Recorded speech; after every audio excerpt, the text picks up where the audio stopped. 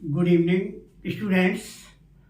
तो आज हम जो है रस के बारे में पढ़ेंगे और मैं सब छात्र एवं छात्राओं से तथा जो हिंदी के प्रेमी हैं, रुचि रखते हैं, तो ये वीडियो आपके लिए है। और दावे के साथ कहता हूँ कि आज जो रस में आपको मज़ा आने वाला है, इसको जो है इस तरह से पढ़ाएंगे कि आपको जीवन में फिर कभी भूल नहीं सकते।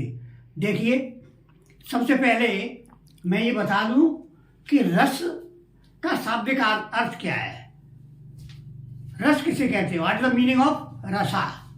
तो rasa is the soul of poetry, यानी रस को काव्य की आत्मा कहा जाता है।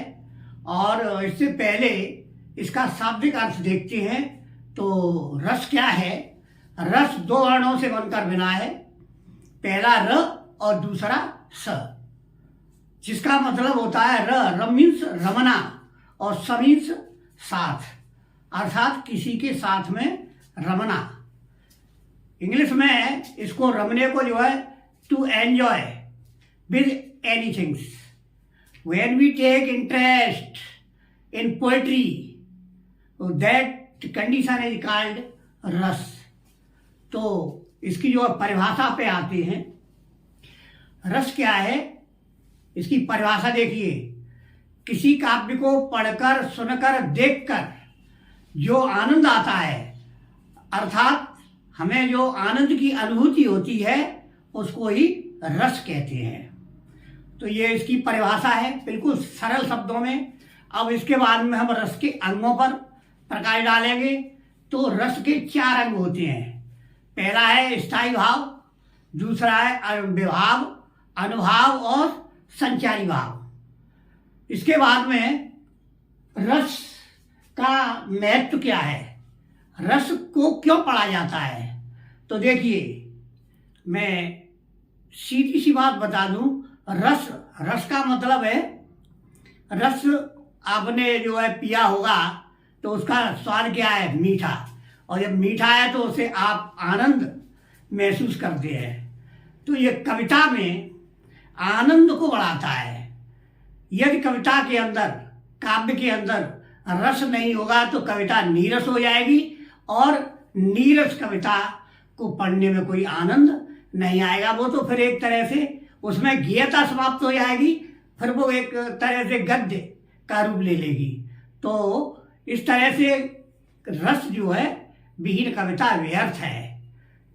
कविता में गेयता लाने के लिए, उसकी खूबसूरती बनाने के लिए रस का होना बहुत ही जरूरी है।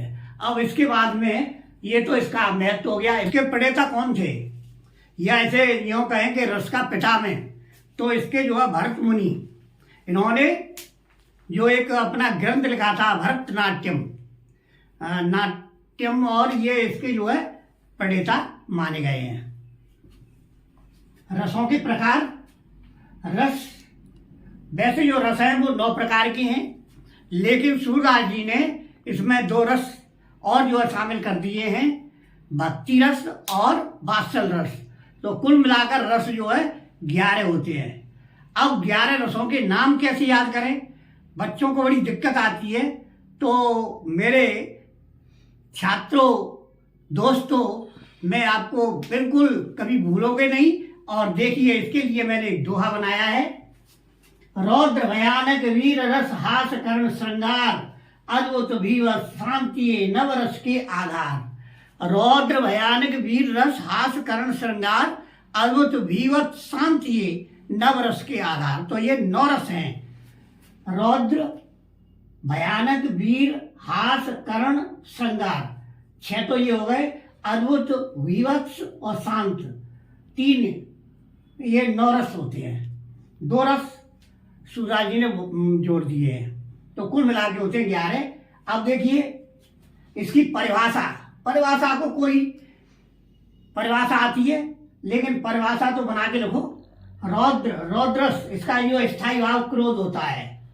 भयानक का भय, ये मैंने लिख दिए। अब रौद्रस, अब ये परिभाषा, जहां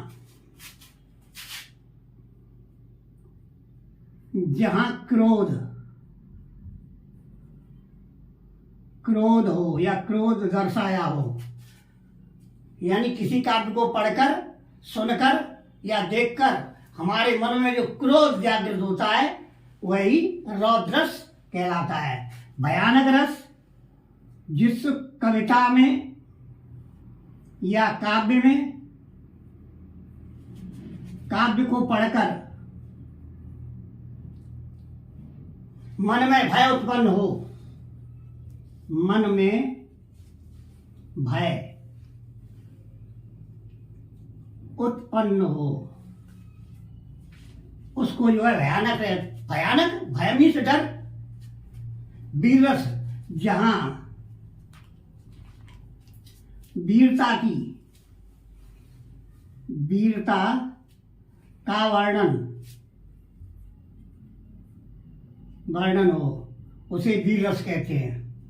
हास्य रस जिस कविता को पढ़कर हंसी आए, जिस कविता या काव्य को पढ़कर या सुनकर हंसी आए, उसको हास्य रस कहते हैं। करुण रस जिसमें, करुण का मतलब होता है दया, जिसमें दया का भाव हो। श्रृंगार यहाँ पर प्रेम प्रसंग, मतलब नायक, ऐसे कहें नायक और नायिका,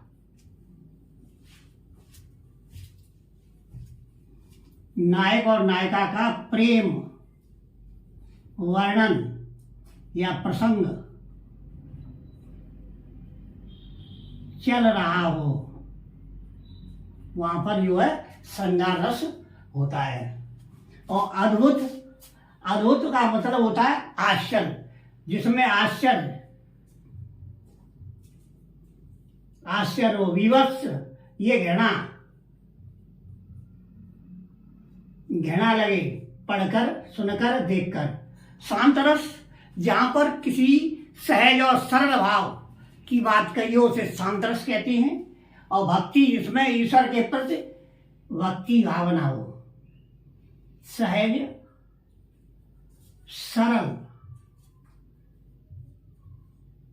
सरल वर्णन हो, सहज एवं सरल, और ईश्वर के प्रति भक्ति।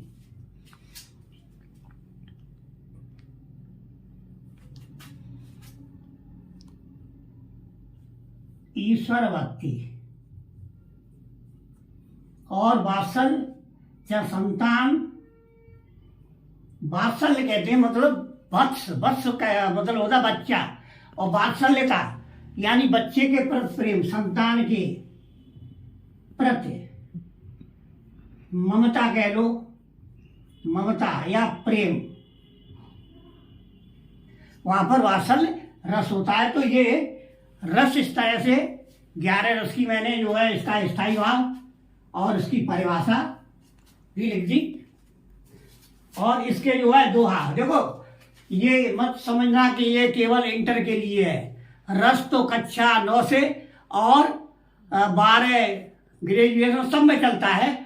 और उसे देखिए इंटरमीडिएट में यहाँ तक जो है 4-5 रस हैं, जिसमें तुम्हारा वीर रस और हास्य रस, करुण रस, श्रृंगार रस और शांत रस, ये जो है 4-5 रस है। अब इनकी जो आप उदाहरण देखो, वीर रस का उदाहरण क्या है। देखो यहाँ पर वीरता की बात हो, कोई वीर गाथा हो, जैसे कि चमक उठी सन 57 में, वह तलवार पुरानी थी, खूब लड़ी मर्दानी, वह तो झांसी वाली रानी थी। मैं सत्य कहता हूँ सुके सुकुमार मत जानो मुझे, यमराज से भी युद्ध में प्रशुस्रा मानो मुझे, है और की तो बात क्या, मैं डरता नहीं मामा तथा साथ से समर में डरता नहीं। तो ये जो है इस तरह से इसकी जो है उदाहरण है। हास्य यानी पढ़कर कोई हंसी आए, तो हंसी में क्या है कि हंसी आनी चाहिए। हनुमान लंका पर कोपा जीन को पैंट, टीन को टोपा, इस तरह से जो है करुणा जिसमें दया हो, दया का भाव हो या दुख हो, श्रृंगार नायक और नायिका का प्रेम वर्णन हो, है ना, हे खगमृग हे। अब ये जो है 2 प्रकार का होता है श्रृंगार, ये भी बता दूं, एक संयोग और दूसरा वियोग। जहां पर नायक नायिका मिलते हैं और प्रेम प्रसंग भरी बातें होती हैं वहां पर संयोग श्रृंगार रस होता है, और जहां पर नायक नायिका अलगाव होता है, विषय होता है, वहां पर वियोग श्रृंगार रस होता है। और शांत रस का उदाहरण क्या है? मैं भाग रहा हूं, भाग बिल्कुल सहज और सरल बात कही जाती है। मैं भाग रहा हूं, भाग देख तू मेरी ओर, निहार देख बिगड़ेगा मेरा कौन काम, हे क्षण भंगुर हो राम राम। मतलब एक कहना चाहिए कि इसमें कुछ चेतावनी टाइप की है। दूसरा उदाहरण देखते हैं,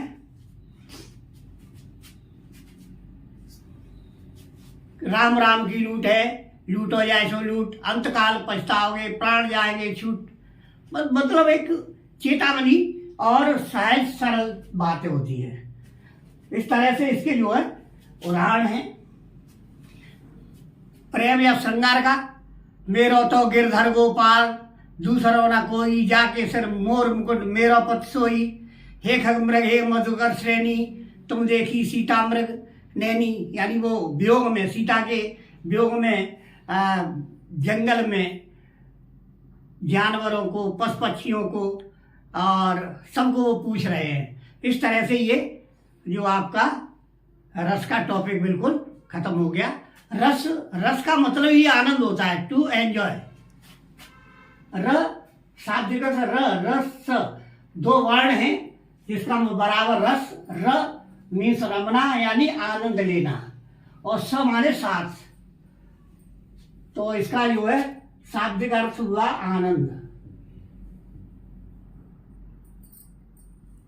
वीडियो अच्छी लगी हो तो इसे सब्सक्राइब जरूर करें, कमेंट करें और इसे शेयर और कर दिया करो। धन्यवाद।